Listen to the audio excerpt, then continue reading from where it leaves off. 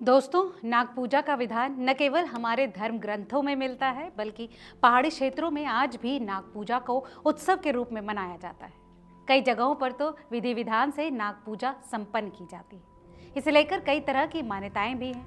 कई मंदिर के खजाने की रखवाली करने वाले देवता के रूप में नागों को पूजा जाता है, तो कहीं इन्हें कुल देवता के रूप में भी पूजते हैं। नमस्कार दोस्तों, धर्म saga unfolding the spiritual path में धर्म की इस यात्रा में आप सभी का बहुत बहुत स्वागत है। दोस्तों, धर्म सागा के आज की इस यात्रा में आपको लेकर चल रहे हैं हिमाचल प्रदेश के एक ऐसी रहस्यमयी जगह पर जिसका संबंध सीधा महाभारत काल से है।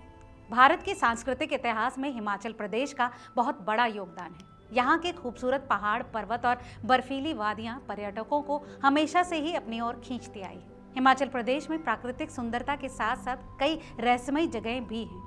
ऐसी ही एक जगह है कमरूनाग झील, जिसका संबंध महाभारत काल से बताया जाता है। हिमाचल में कई ऐसे मंदिर और झीलें हैं जिनके रहस्यों का आज तक पता नहीं लग पाया है। इन्हीं जगहों में हिमाचल प्रदेश की कमरूनाग झील का नाम भी शामिल है। हिमाचल प्रदेश के मंडी जिले से करीब 51 किलोमीटर दूर करसोग घाटी में कमरूनाग झील स्थित है। इस झील का नाम घाटी के देवता कमरूनाग के नाम पर ही रखा गया है। बताया जाता है कि इस रहस्यमयी झील के अंदर अरबों खरबों का खजाना छिपा है। इस खजाने को आज तक नहीं निकाला गया और झील के अंदर इतनी अधिक मात्रा में सोने और चांदी के बर्तन हैं जिसका अंदाजा तक लगाना मुश्किल है। लेकिन नाग देवता के चलते आज तक इस खजाने को कोई छू भी नहीं सका है। जिसने भी इसे चोरी करने की कोशिश की है उसके साथ कुछ ऐसा हो गया कि फिर किसी ने भी कभी ऐसी कोशिश नहीं की। मान्यता है कि कमरूनाग झील में सोने चांदी और रुपया पैसा चढ़ाने की ये परंपरा सदियों पुरानी है। श्रद्धालु यहाँ अपनी मुरादें पूरी होने के बाद अपनी आस्था के अनुसार सोने चांदी का चढ़ावा चढ़ाते हैं। सुरक्षा की बात की जाए तो इसके लिए किसी भी तरह की कोई भी सुरक्षा व्यवस्था यहाँ नहीं की गई। झील में पड़े खजाने की सुरक्षा स्वयं कमरूनाग देवता किया करते हैं।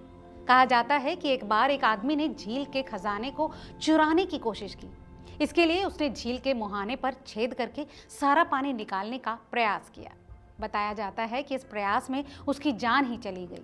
इसके अलावा एक कहानी यूं भी है कि एक बार एक चोर ने झील से खजाने की चोरी की कोशिश की। बाद में वो पकड़ा गया और जानकार बताते हैं कि इस घटना के बाद उसकी आंखें पूरी तरह से खराब हो गई।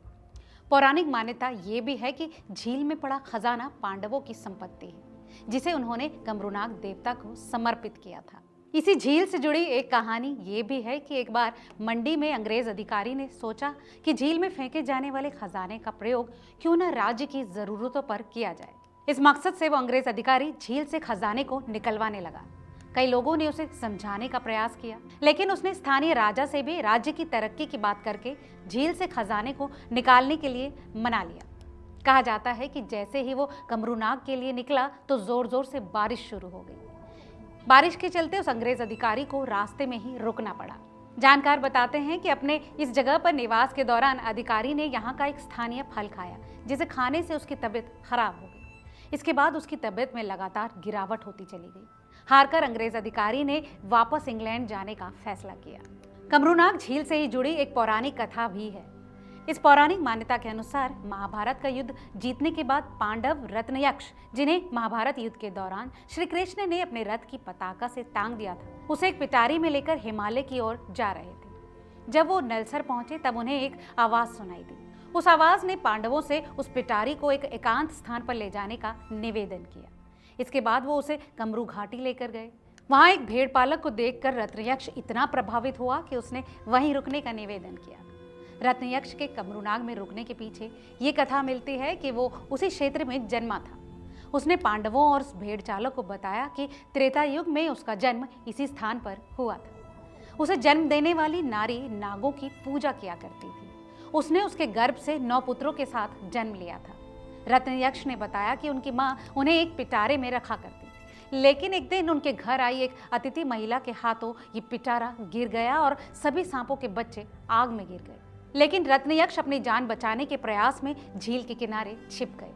बाद में उनकी माता ने उन्हें ढूंढ निकाला और उनका नाम कमरूनाग रख दिया गया। उन्होंने बताया कि वही इस जन्म में रत्नयक्ष राजा के रूप में जन्मे हैं। दोस्तों, इस झील के पास ही एक मंदिर भी है जहाँ लोग पूजा अर्चना करने दूर दूर से आते हैं।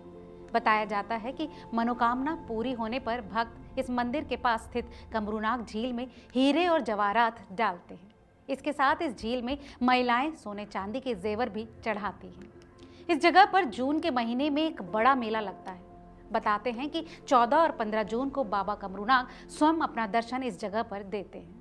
तो धर्म की यात्रा में आज के लिए केवल इतना ही। आपको आज का ये वीडियो कैसा लगा हमें कमेंट करके ज़रूर बताएं और इस वीडियो को शेयर करना बिल्कुल ना भूलें। नमस्कार।